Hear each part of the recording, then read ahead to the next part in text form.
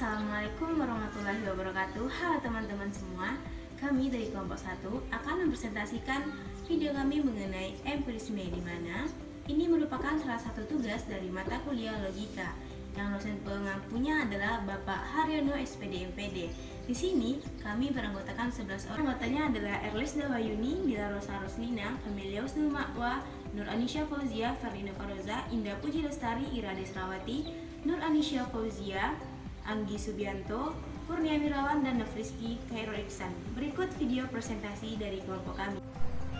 Baiklah, Assalamualaikum warahmatullahi wabarakatuh. Saya Kurnia Wirawan dari kelompok 1 akan menjelaskan topik kita pada hari ini, yaitu mengenai empirisme. Empirisme secara etimologis berasal dari bahasa Inggris, yaitu experience. Sedangkan dari bahasa Yunani berasal dari kata empiria, yang berarti berpengalaman dalam, berkenalan dengan, dan terampil untuk. Empirisme adalah suatu cara menemukan pengetahuan berdasarkan pengamatan dan percobaan. Hal ini diungkapkan oleh Nasution. Suatu pernyataan dianggap benar apabila isi yang dikandungnya memiliki manifesti empiris, yaitu perwujudan nyata dalam pengalaman. Empirisme menganggap bahwa pengetahuan indera dianggap menjadi sumber utama pengetahuan atau kebenaran. Selanjutnya kita masuk kepada pembahasan karakter empirisme. Nah, secara lebih detail, paham empirisme dapat diindikasikan oleh pemikiran sebagai berikut. Nah, yang pertama, dunia merupakan suatu keseluruhan sebab akibat. Nah, maksudnya adalah segala sesuatu yang terjadi disebabkan oleh suatu hal. Nah, yang kedua, perkembangan akal ditentukan oleh perkembangan pengalaman empiris. Nah, maksudnya adalah pengalaman empiris mengacu kepada bukti yang teramati oleh indera kita sendiri. Berarti apa yang telah kita lihat. Nah, yang ketiga, sumber pengetahuan adalah kebenaran yang nyata. Nah, pengalaman merupakan kebenaran yang nyata. Begitu juga dengan poin nomor 4. Nah, kita langsung masuk ke nomor 5. Akal tidak melahirkan pengetahuan dari dirinya sendiri. Nah, ini bisa kita tangkap bahwasannya tanpa pengalaman, pengetahuan tidak bisa hadir dengan sendirinya. Yang mana ketika berpikir kita membandingkan apa yang telah diketahui dan apa yang belum atau bahkan tidak diketahui. Pada poin nomor 6, dikatakan bahwasannya mengajukan kritik terhadap rasionalisme yang dianggap tidak membawa kemajuan apapun. Poin nomor 7, asas filsafatnya bersifat praktis, yang berarti bermanfaat. Yang ke-8, awal digunakannya prosedur ilmiah dalam penemuan pengetahuan. Karena sesungguhnya hakikat ilmu pengetahuan itu adalah pengamatan, percobaan, penyusunan fakta, dan penarikan hukum-hukum umum. Nah, yang terakhir, metode yang dipakai adalah metode induktif.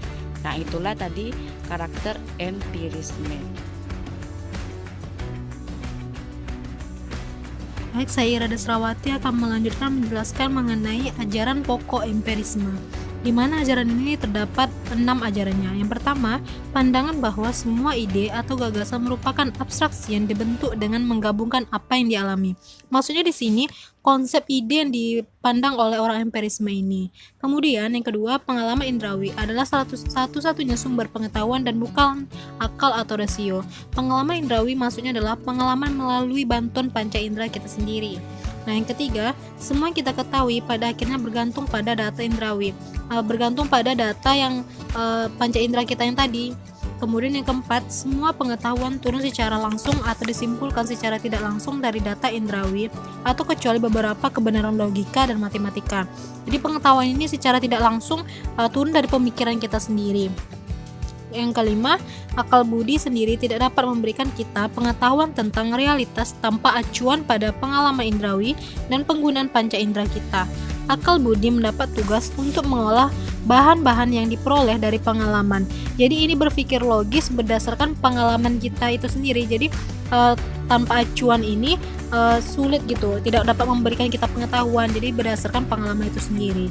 Yang keenam, empirisme sebagai filsafat pengalaman, mengakui bahwa pengalaman sebagai satu-satunya sumber pengetahuan. Jadi orang empirisme mempercayai bahwa pengalaman adalah pengetahuan yang paling utama dan satu-satunya bagi mereka. Saya Faruna Faroza akan melanjutkan presentasi dari rekan saya, di mana di sini saya akan membahas mengenai sejarah perkembangan empirisme. Sejak zaman Yunani kuno, selain para pemikir yang mengagungkan nalarnya dalam menemukan kebenaran atau dikenal sebagai penganut paham rasionalisme, sudah ada juga pemikir yang lebih mempercayai inderanya, yang mencoba menemukan pengetahuan yang benar atas dasar pengalaman. Mereka inilah yang kemudian dikenal sebagai penganut paham empirisme. Salah seorang tokoh empirisme pada masa itu adalah Demokritos, yang mana pada tahun 460 sebelum Masehi sampai 370 sebelum Masehi. Dan dia juga berperan penting dalam perkembangan teori atom di alam semesta ini.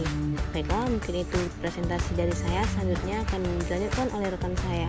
Terima kasih. Saya Nuranisha Fauzia akan melanjutkan presentasi dari teman saya yang sebelumnya. Nah, kali ini saya akan membahas tentang jenis-jenis empirisme.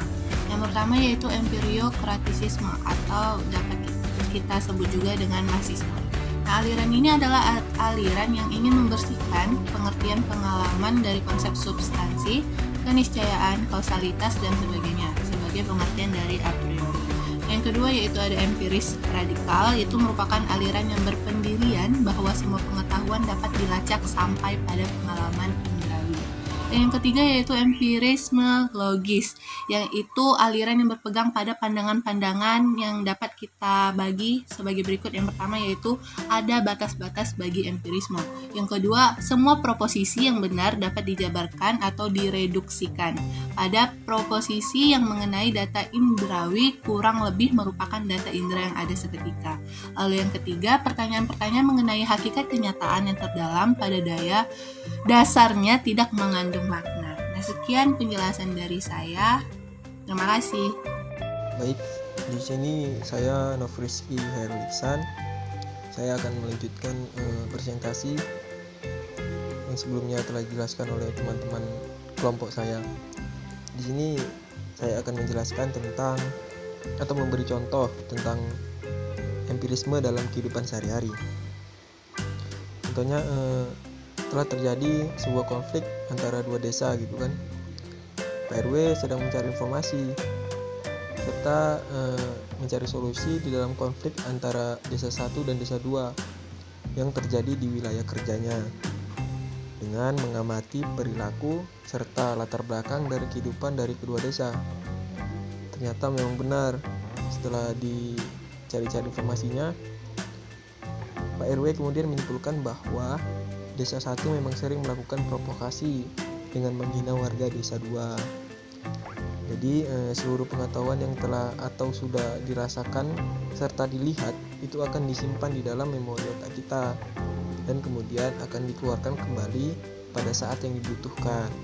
Dengan demikian, dengan alat inderawi itu kita bisa atau dapat memperoleh pengalaman-pengalaman yang tentu akan menjadi pengetahuan kita kelak.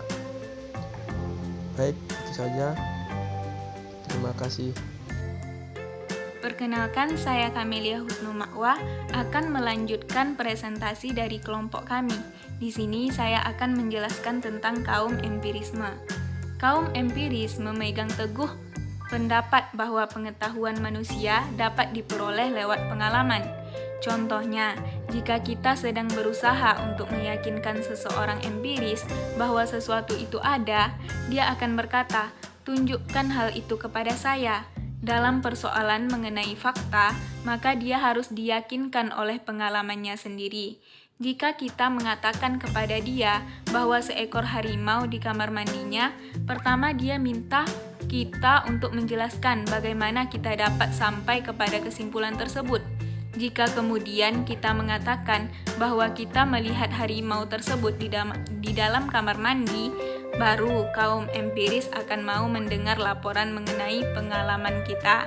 Namun, dia hanya akan menerima hal tersebut jika dia atau orang lain dapat memeriksa kebenaran yang kita ajukan dengan jalan melihat harimau itu dengan mata kepalanya sendiri.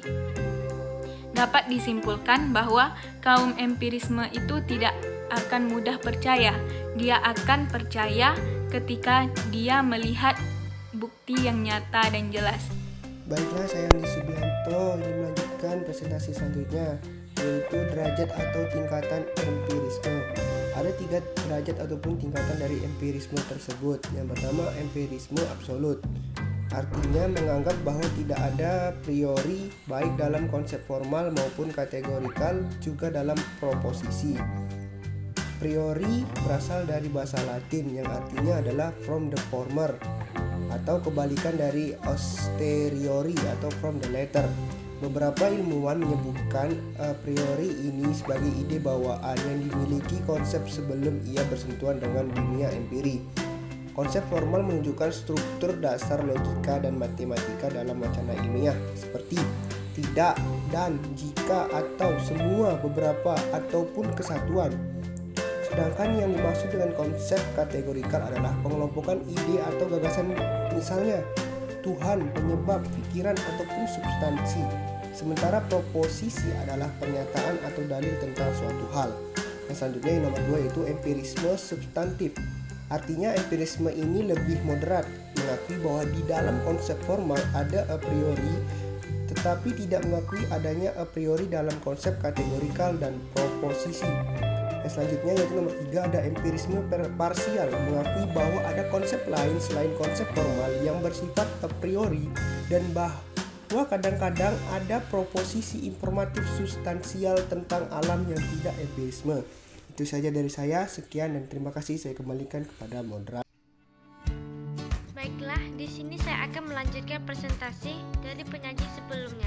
Di sini saya akan menjelaskan tentang pemikiran aliran empirisme. Aliran empirisme berpendapat bahwa manusia memperoleh pengetahuan melalui pengalaman yang melalui indrawi. Pengenalan tersebut dimunculkan oleh pemikir yang bernama Francis Bacon pada tahun 1561 sampai 1526. Pengetahuan diperoleh berasal dari pengalaman melalui proses pengenalan indrawi. Pengenalan ini diyakini sebagai yang paling jelas dan sempurna.